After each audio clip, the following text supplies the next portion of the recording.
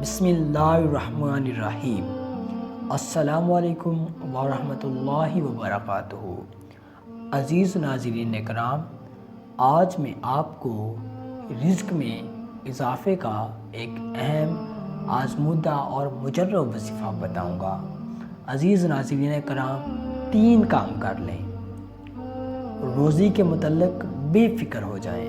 سب سے پہلا، رزاق، روزی دینے والا، صرف اور صرف اللہ تعالیٰ کو مانیں اور دل میں کسی کے بارے میں یہ خیال نہ آنے دیں کہ وہ شخص، وہ بندہ آپ کو روزی دے گا یا میری روزی اس کے ہاتھ میں ہے۔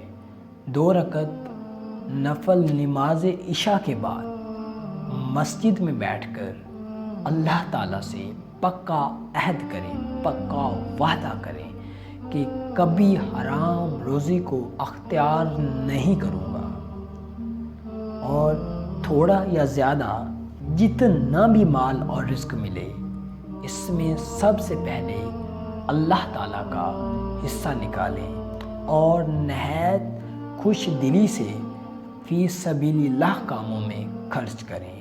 عزیز ناظرین کرام، صرف یہ 3 کام کر لیں، اللہ پاک آپ کے رزق میں وسعت، برکت، عافیت فرمائے گا۔ اس لیے عزیز ناظرین کرام، ان 3 کاموں کو اپنی روزمرہ زندگی میں لازمی اپنائیں اور پھر چند دنوں کے بعد کرشمے دیکھیں۔ اللہ پاک آپ کو غیب سے مدد فرمائے گا۔ جزاک اللہ خیرہ۔